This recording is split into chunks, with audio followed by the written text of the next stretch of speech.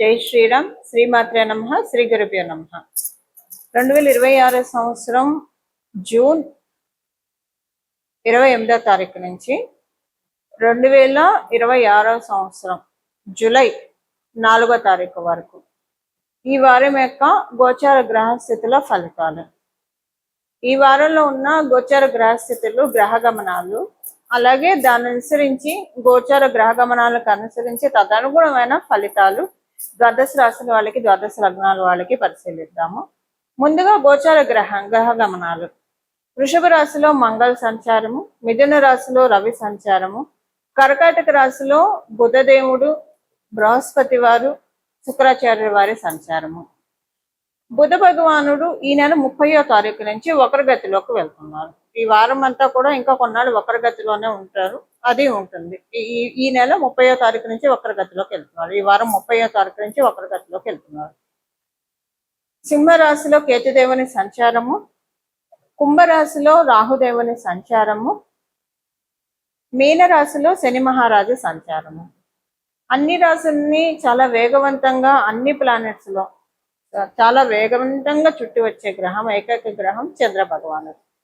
ఆయన ఈ వారము ఆయన పర్యటన అంటే ఆయన గోచార గ్రహస్థితి వృశ్చిక రాశి మొదలుకొని కుంభరాశి వరకు ఉంటుంది.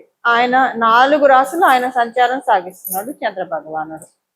ఈ గోచార గ్రహస్థితులను అనుసరించి, ఈ గోచార గ్రహ గమనాలను అనుసరించి ఈ వారం ద్వాదశ రాశుల వాళ్ళకి, ద్వాదశ లగ్నాల వాళ్ళకి ఎలాంటి ఫలితాలు ఉండబోతున్నాయి? ఈ వారంలో గోచారంలో ఏమన్నా సిగ్నిఫికెంట్ విషయం ఉందా అంటే, బుధ భగవానుడు వక్ర గమనంలోకి వెళ్ళడము సిగ్నిఫికెంట్ విషయము. 30వ తారీఖు నుంచి ఆయన కర్కాటక రాశిలో ఉంటూ వక్ర గమనంలోకి వెళ్తున్నారు. ఇది ఎలాంటి ఫలితాన్ని ద్వాదశ రాశుల వాళ్ళకి, ద్వాదశ లగ్నాల వాళ్ళకి కలిగిస్తుంది? గురు భగవానుడు, దేవగురువైన బృహస్పతి, అలాగే అసుర గురువైన శుక్రాచార్యుల వారితోటి కలిసి ఆయన సంచారం చేస్తూ వక్రగతిలోకి వెళ్తున్నారు. దీనివల్ల ద్వాదశ రాశుల వాళ్ళకి, ద్వాదశ లగ్నాల వాళ్ళకి ఎలాంటి ఫలితాలు ఉంటాయో మనం ఇప్పుడు పరిశీలిద్దాము.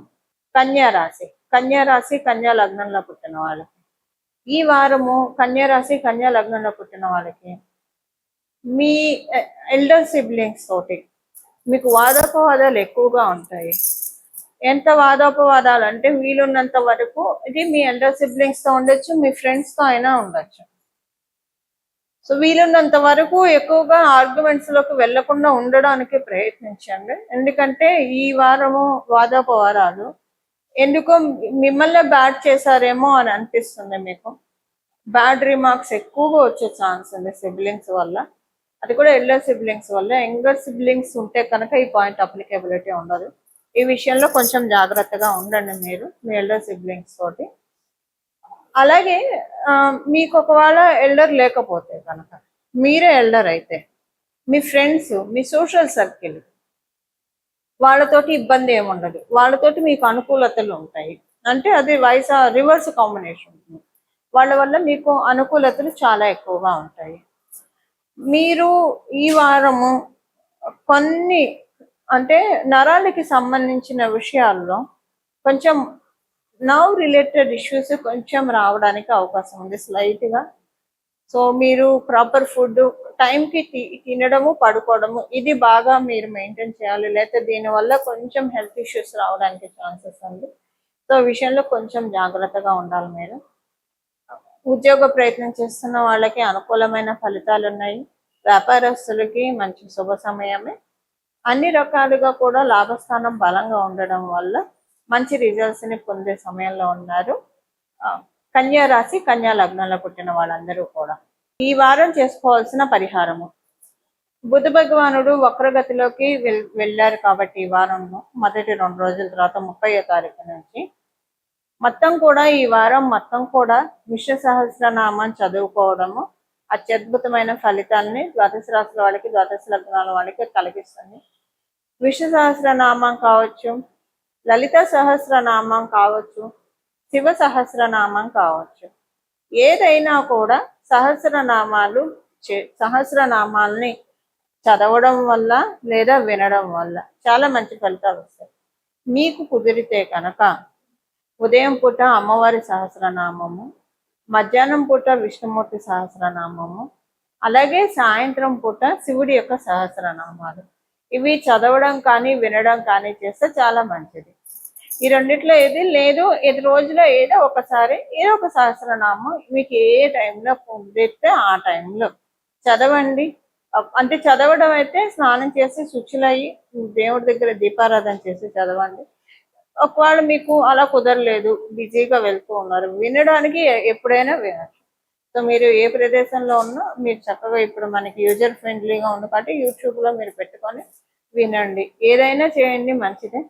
ఈ వారము బుధుడు వక్రగతిలోకి వెళ్ళడము, అలాగే ఉచ్చ స్థితిలో గురు భగవానుడు ఉన్నప్పుడు కర్కాటక రాశిలో ఆయన వక్రించడం మంచిది. కారణం ఏంటంటే కర్కాటక రాశి ఆయనకంత అనుకూలమైన రాశి కాదు, శత్రు క్షేత్రం కాబట్టి. ఈ రాశిలో ఆయన వక్రిస్తూ ఆయన వెళ్ళేది మిథున రాశిలోకి కాబట్టి మంచి ఫలితాన్ని ఇస్తాడు. బుధుడు ఏంటంటే ఆయన అంటే అన్ని ప్లానెట్స్ లో ఒక్కొక్క తత్వం ఉంటుంది, ఐశ్వర్యాన్ని ప్రసాదించే తత్వం. ఇప్పుడు శనేశ్వరుడు ప్రసాదిస్తే తరతరాలకి ఇచ్చేస్తాడు ఐశ్వర్యాన్ని ఇస్తే. బుధుడు ప్రసాదిస్తే చాలా స్మార్ట్ గా ఇన్వెస్ట్మెంట్ చేసి వాటిల్ని మనం అంటే డబ్బులు గుడ్లు పడతాయి. బుధుడు ప్రసాదించేది ఎవరి కళ్ళల్లో పడకుండా చక్కగా, అంటే ఎవరి కళ్ళల్లో పడకుండా అంటే నా ఉద్దేశము, ఇప్పుడు కొన్నిసార్లు ఎదుగుతుంటే ఈర్ష్య అసూయ ద్వేషాలు ఉంటాయి. ఇలా లేకుండా వాళ్ళ జోలికి ఎవరు వెళ్ళరు, అంతే. వాళ్ళు ప్రశాంతంగా వాళ్ళ పని ఏదో వాళ్ళు చేసుకుంటారు, వాళ్ళు సంపాదించుకుంటారు. అలాంటి ధనాన్ని ఇస్తాడు బుధ భగవానుడు. దాంతోపాటు చక్కగా ఇన్వెస్ట్మెంట్స్ చేసుకుంటారు. బుధుడు చాలా డబ్బుల్ని పెంచుతాడు అన్నది, డబ్బులు గుడ్లు పెట్టడం అనేది బుధుడు బాగా ఉంటే జరుగుతుంది. మిగతా చోట్ల కూడా ఇన్వెస్ట్మెంట్స్ చేస్తాము, అవుతుంది మిగతా ప్లానెట్స్ వల్ల. కానీ బ్యూటిఫుల్ గా మన ఫైనాన్సెస్ స్ట్రీమ్ లైన్ అవ్వాలంటే మటుకు బుధుడు చాలా చక్కగా తీసుకెళ్తాడు. మంచి అంటే కరెక్ట్ టైంలో రైట్ డెసిషన్ తీసుకుంటాం. ఒక్కొక్కసారి కొంతమందికి ఉంటుంది, కొన్ని చోట్ల ప్రాపర్టీస్ కొంటారు, వాళ్ళు కొన్న తర్వాత నుంచి అప్పటిదాకా మెట్ట భూమిగా ఉన్నది సడన్ గా బంజరు భూమిగా మారిపోతుంది. అది గురుబలం ఉండడం వల్ల జరుగుతుంది.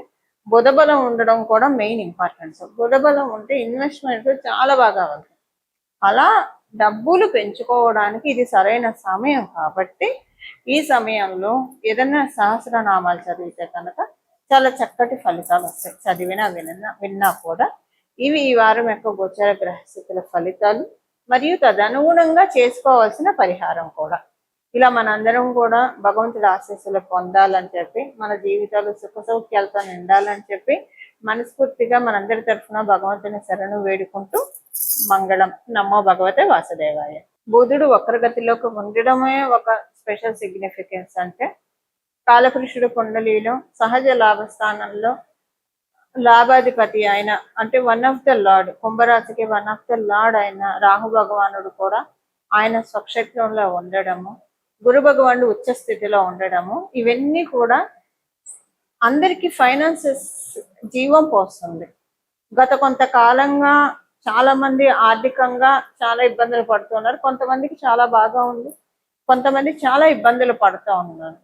అలా ఇబ్బందులు పడుతున్న కోవలో కనుక మీరు ఉంటే, ఆ ఇబ్బందులు లేకపోయినా కూడా ఇంకా పెంచుకోవడానికి, ఇబ్బందులు పడుతున్న వాళ్ళకి దాని నుంచి బయటపడడానికి, ఆ ఇబ్బందుల నుంచి బయటపడడానికి ఇది చాలా బెస్ట్ పీరియడ్. మీకు కుదిరితే విష్ణు సహస్రనామాలే వినండి. అందులో విష్ణు సహస్రనామాల్లో లాస్ట్లో మనకి చెప్పినట్టు శివుడు పార్వతి యొక్క సంవాదం ప్రకారము శ్రీరామ రామ రామ అనుకుంటే విష్ణు సహస్రనామం చదివిన ఫలితం వస్తుంది. కాబట్టి రోజంతా కూడా మనసులో శ్రీరామ రామ రామ శ్రీరామ రామ రామ శ్రీరామ రామ రామ అని అనుకోవడము అత్యద్భుతమైన ఫలితాన్ని కలగజేస్తుంది. కర్కాటక రాశి చరిత్రను కూడా సూచిస్తుంది. ఏదైనా పురాణాలు చదవడము లేదా వినడము ఇలాంటివి చేసినా కూడా చాలా సత్ఫలితాలను వస్తున్నాయి. అందులో అక్కడ దేవగురువైన బృహస్పతి ఉండడం వల్ల శివ మహాపురాణాన్ని విన్నా చదివినా చాలా మంచి సత్ఫలితాలు వస్తాయి. భాగవతము విన్నా చదివిన, దేవి భాగవతం కావచ్చు, శ్రీమద్ భాగవతం కావచ్చు, చాలా మంచి ఫలితాలు వస్తాయి. కారణం ఏంటంటే ఇప్పుడు గురువు శుక్రుడు ఇద్దరు కూడా అక్కడ సంచారం చేయడం, ఇద్దరు గురుదేవులు సంచారం చేయడము ఏదన్నా భగవంతుడికి సంబంధించిన లీలల్ని తెలుసుకోవడానికి, వినడానికి, తద్వారా మనకి మంచి రిజల్ట్స్ వస్తాయి. అంటే మనకి స్వామి కార్యం స్వకార్యం అంటాం కదా, ఇక్కడ అది జరుగుతుంది. భగవంతుడి యొక్క లీలల్ని తెలుసుకుంటూ ఉంటే మన జీవితాన్ని చక్కగా మంచి రైట్ పాత్రలోకి తీసుకువెళ్ళి మనకి చక్కటి ఐశ్వర్యాన్ని ప్రసాదిస్తాడు భగవంతుడు. ఇలా మనం అందరం కూడా భగవత్ కృపకి పాత్రలు అవ్వాలని చెప్పి మనందరి తరఫున భగవంతుడిని మనస్ఫూర్తిగా శరణి వేడుకుంటూ మంగళం. నమో భగవతే వాసుదేవాయ.